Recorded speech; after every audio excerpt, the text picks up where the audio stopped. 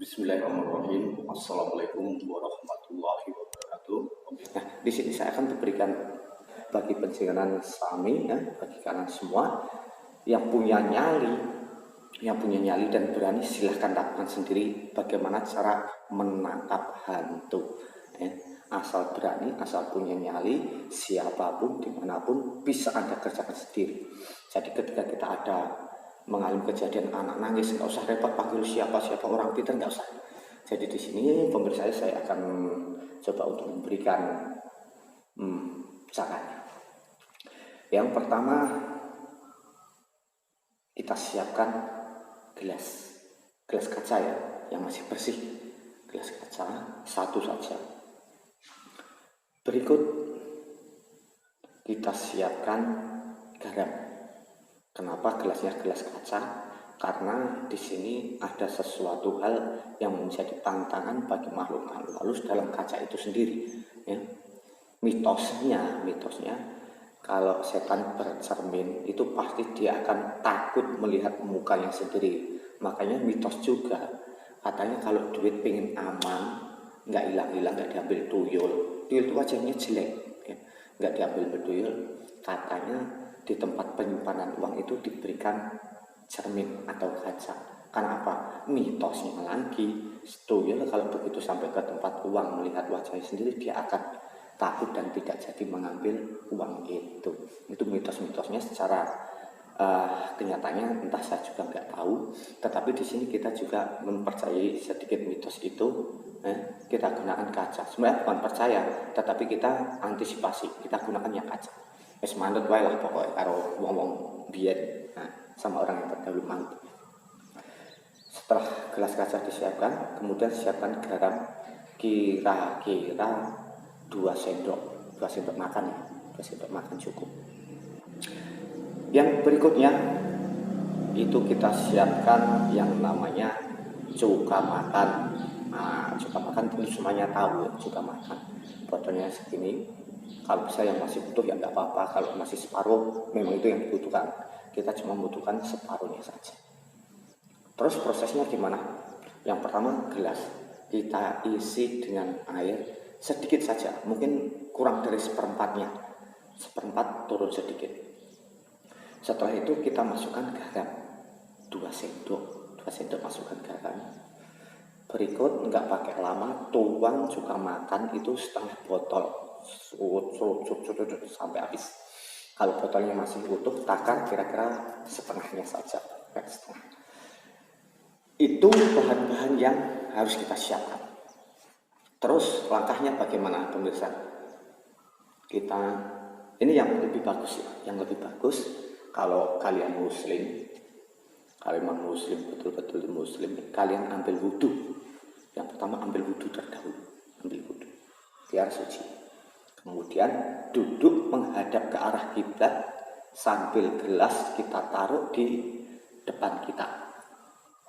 Sudah ada air, garam, dan cuka makan di dalam gelas, kita taruh di depan kita. Setelah ambil wudhu, kemudian apa yang kita lakukan? Kita membaca ayat kursi. Berapa kali ayat kursi kita baca? Kita baca ayat kursi ini adalah 41 kali. Dan usahakan bacaannya tenang dan benar.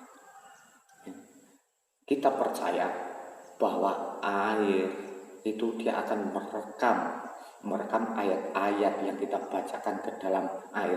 Pada dasarnya garam adalah air. Air yang awalnya kita sudah berikan itu juga air. Kemudian juga makan itu juga air. Ketiga bahan ini mengandung unsur air, dan ketiga bahan ini akan merekam ayat kursi yang kita baca. Itu pemirsa, jangan lupa kita menghadap ke arah kiblat. Yang jelas kaki kita jangan sampai selonjor atau istilahnya itu mengarah ke arah kiblat. Kita menghadap kiblat tapi kita bersila. Setelah kita baca 41 kali, apa yang kita lakukan pemirsa? Ini mungkin sudah hampir finish, tetapi yang kita lakukan berikutnya adalah kita taruh gelas ini di depan rumah kita.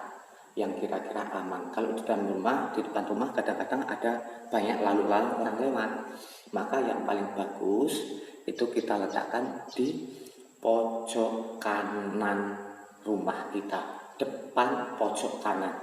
Nah, air yang ada dalam gelas, bahan-bahan yang ada di gelas itu dia akan menjadi perangkap kunci dengan ayat kursi yang jumlahnya 41 kali. Efeknya gimana? Efeknya kita tidak perlu pembuktian, mana hantunya, mana setannya, mana makhluk astralnya, kok nggak ada di dalam gelas. Itu nggak usah dicari-cari, nggak nampak, kecuali kalau orang itu udah linuwih, mata batinnya itu sudah jos, mungkin dia akan melihat berapa ratus makhluk itu yang tertangkap di dalam gelas. Kalau orang linuwih, bahasa Jawa itu orang yang mata batinnya kuat itu linuwih. Nah itu pasti dia mampu untuk melihatnya. Bahkan bisa-bisa tidak terhitung yang terperangkap. Tetapi kalau bejo ning awak, nasib kita itu bagus, kita akan melihat perubahan gratis pada isi gelas. Maka air atau bahan yang dalam gelas itu tadi akan berubah agak ke hijau-hijauan. Insya Allah setelah panjenengan kalian semua lakukan hal itu, kita bisa buktikan malam berikutnya atau hari berikutnya, insya Allah suara-suara yang biasanya terdengar, anak yang biasanya rewel, ini tidak akan terjadi lagi. Insya Allah mudah-mudahan apa yang saya sampaikan ini bermanfaat. Jadi posisi rumah kita ini menjadi steril, gangguan-gangguan yang kita tidak inginkan insya Allah tidak akan terjadi lagi. Terima kasih bagi semua dulur-dulur yang sudah support ya saya, yang sudah memberikan subscribe-nya, mendukung untuk berkembangnya channel saya. Mudah-mudahan kalian diberikan rezeki yang melimpah dibalas oleh Allah Subhanahu wa taala. Demikian yang bisa saya sampaikan, mudah-mudahan bermanfaat dan silakan untuk mencoba. Wassalamualaikum warahmatullahi wabarakatuh.